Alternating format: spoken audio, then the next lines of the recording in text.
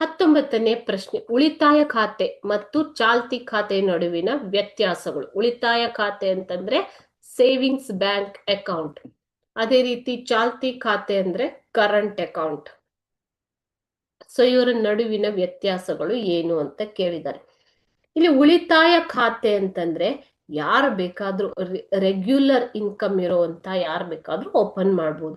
ಮೊದಲನೆಯ ವ್ಯತ್ಯಾಸ ಬಂದ್ಬಿಟ್ಟು ಉಳಿತಾಯ ಖಾತೆಯಲ್ಲಿ ವೇತನ ಪಡೆಯುವ ನಿಯಮಿತ ಆದಾಯ ಹೊಂದಿರುವ ಜನರು ತೆರೆಯುವಂತಹ ಖಾತೆಯೇ ಉಳಿತಾಯ ಖಾತೆ. ಆದರೆ ಚಾಲ್ತಿ ಖಾತೆಯಲ್ಲಿ ಹೆಚ್ಚು ಬ್ಯಾಂಕ್ ವ್ಯವಹಾರ ನಡೆಸುವವರು ಲೈಕ್ ವ್ಯಾಪಾರಸ್ಥರು, ಬಿಸ್ನೆಸ್ ಮೆನ್, ವಾಣಿಜ್ಯ ಸಂಸ್ಥೆಯವರು, ಕಮರ್ಷಿಯಲ್ ಆರ್ಗನೈಸೇಷನ್ಸ್ ಇವರು ಹೊಂದುವಂತಹ ಖಾತೆಯೇ ಚಾಲ್ತಿ ಖಾತೆ. ಓಕೆ, ವಿದ್ಯಾರ್ಥಿಗಳು, ಹಿರಿಯ ನಾಗರಿಕರು, ಪಿಂಚಣಿದಾರರು ಯಾವುದನ್ನ ತೆಗಿತಾರೆ ಮಕ್ಕಳೇ? ಉಳಿತಾಯ ಖಾತೆಯನ್ನ ತೆರೆಯುತ್ತಾರೆ. ಆದರೆ ವ್ಯಾಪಾರಸ್ಥರು, ವಾಣಿಜ್ಯ ಸಂಸ್ಥೆಯವರು ಚಾಲ್ತಿ ಖಾತೆಯನ್ನ ತೆರೆಯುತ್ತಾರೆ. ಮೂರನೆಯದಾಗಿ ಉಳಿತಾಯ ಖಾತೆಯಲ್ಲಿ ಠೇವಣಿ ಇಟ್ಟರೆ ನಿಮ್ಗೆ ಬಡ್ಡಿ ಸಿಗತ್ತೆ, ಬಡ್ಡಿಯನ್ನ ಕೊಡ್ತಾರೆ. ಆದರೆ ಇಲ್ಲಿ ಯಾವುದೇ ಬಡ್ಡಿ ಇಲ್ಲ, ಅದರ ಬದಲು ನಿಮ್ಗೆ ಶುಲ್ಕ ವಸೂಲಿಯನ್ನ ಮಾಡಲಾಗತ್ತೆ. ಯಾವುದರಲ್ಲಿ? ಚಾಲ್ತಿ ಖಾತೆಯಲ್ಲಿ. ಓಕೆ, ಇವು ಪ್ರಮುಖವಾದ ವ್ಯತ್ಯಾಸಗಳು. ಮೊದಲನೆಯದಾಗಿ ವೇತನ ಪಡೆಯುವ ನಿಯಮಿತ ಆದಾಯ ಹೊಂದಿರುವ ಜನರು ತೆರೆಯುವಂತ ಖಾತೆ ಉಳಿತಾಯ ಖಾತೆ. ಅದೇ ರೀತಿ ಹೆಚ್ಚು ಬ್ಯಾಂಕ್ ವ್ಯವಹಾರ ನಡೆಸುವವರು ತೆಗೆಯುವುದು ಚಾಲ್ತಿ ಖಾತೆ.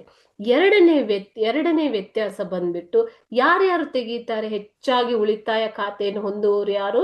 ವಿದ್ಯಾರ್ಥಿಗಳು, ಹಿರಿಯ ನಾಗರಿಕರು, ಪಿಂಚಣಿದಾರರು ಅಥವಾ ವೇತನ ಪಡೆಯುವಂಥವರು, ಓಕೆ, ನೌಕರರು ಹೊಂದುವಂತಹ ಖಾತೆ ಉಳಿತಾಯ ಖಾತೆ.